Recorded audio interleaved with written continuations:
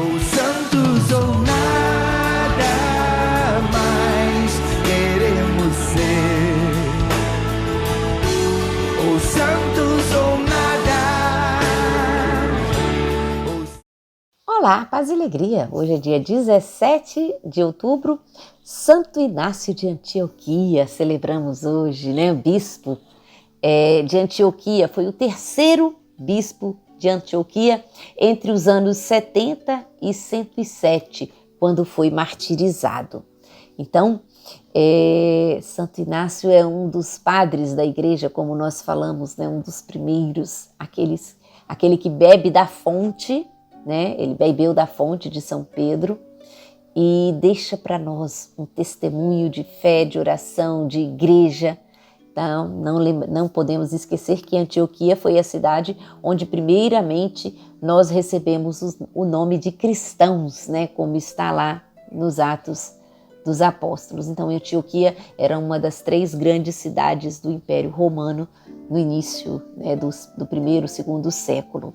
E ele vai ser, vamos dizer assim, discípulo de São Pedro e vai beber da fonte apostólica. Alexandria, né, e Antioquia, juntamente com Roma, as 3 grandes cidades. Então, a Antioquia era onde hoje a gente, né, tem um país que é chamado de Turquia.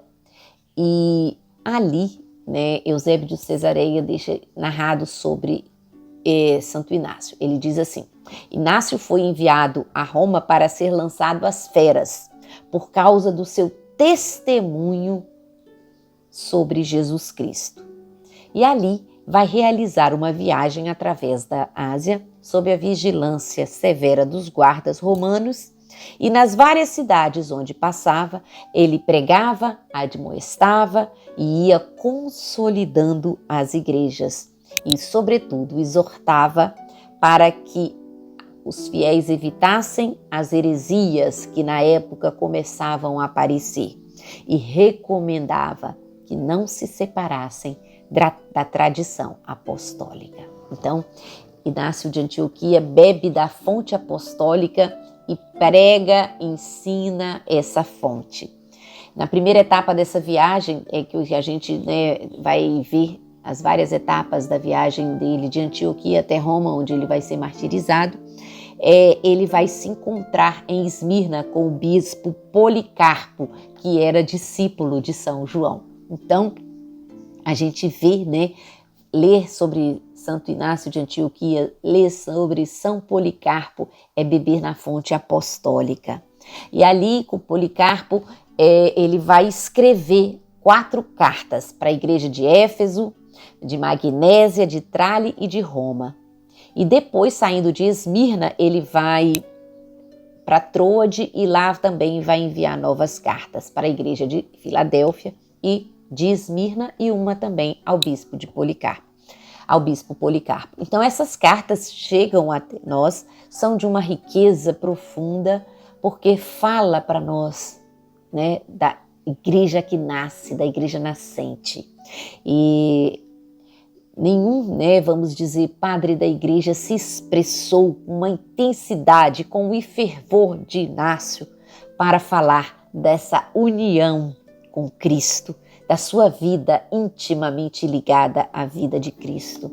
Ele deixa, né, um escrito lindo, diz: escrevo a todas as igrejas e insisto junto a todas que morro de boa vontade por Deus, se vós não me impedirdes. Então ele pede: não impeçam que eu seja martirizado.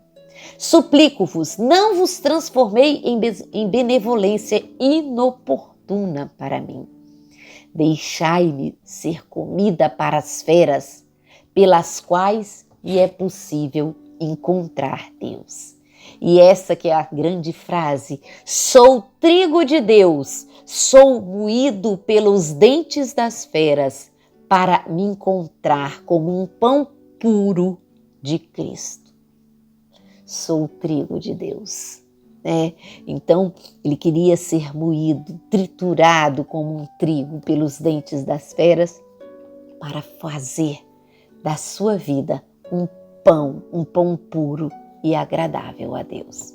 Então esses ensinamentos, esses escritos de Santo Inácio de Antioquia que chega para nós, a sua vida, né, vamos dizer assim, é essa íntima ligação com Deus. Por isso ele sempre suplica que não impeçam o seu martírio, porque ele quer estar cada vez mais configurado a Cristo até na sua morte.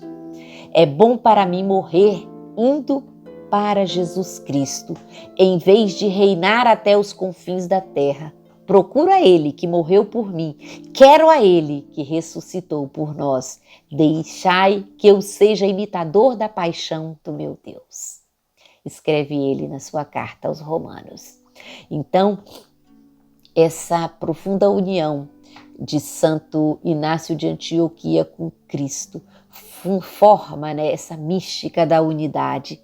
Ele se define um homem ao qual foi confiada a tarefa da unidade. E ele também vai falar dessa visão de uma igreja que ele tinha, falando mesmo de uma forma muito bonita, né?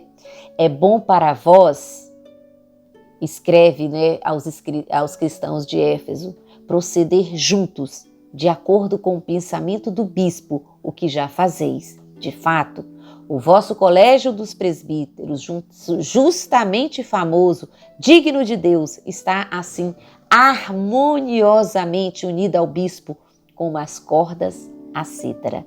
Por isso, na vossa concórdia e no vosso amor sinfônico, Jesus Cristo é cantado.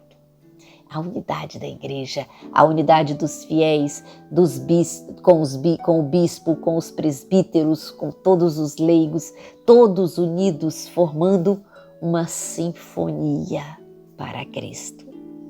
E esse coro, como ele diz, uma sinfonia de concórdia, fazendo com que a igreja seja uma voz única. Então, a unidade da igreja pregada por Santo Inácio de Antioquia, e ele continua falando, né, do respeito ao bispo, da submissão ao bispo. Nada empreendesse no que diz respeito à igreja sem o bispo. Ele fala isso a Policarpo. Eu ofereço a minha vida por aqueles que são submetidos ao bispo, aos presbíteros e aos diáconos, que eu possa com eles ter parte em Deus. Trabalhai uns para os outros, lutai juntos, correi juntos, sofrei juntos, dormi e vigiai juntos como administradores de Deus, seus assessores e servos. Então é a unidade da igreja, né? A unidade de toda a hierarquia da igreja, de todos nós batizados juntos, formando esse corpo. Ele vai dizer dessa unidade quando ele fala aos magnésios, sede um só. Ele retoma, né, a oração da unidade de Jesus. Sede um só, uma só súplica, uma única mente, uma só esperança no amor. Acorrei todos a Jesus Cristo como ao único templo de Deus, como ao único altar. Então, ele é aquele que também vai primeiro dizer da nossa igreja que é católica, universal. E ele diz, onde estiver Jesus Cristo, ali está a igreja. E ele vai chegar a Roma, nós não temos o relato, né, vamos dizer assim, do seu martírio, né? A gente o trata como Marte por todo o trabalho, por todos os relatos nas diversas cidades, pelas diversas cartas, onde ele conta, né, o seu caminhar para Roma. Nós não temos, vamos dizer assim, os relatos, as atas do seu martírio.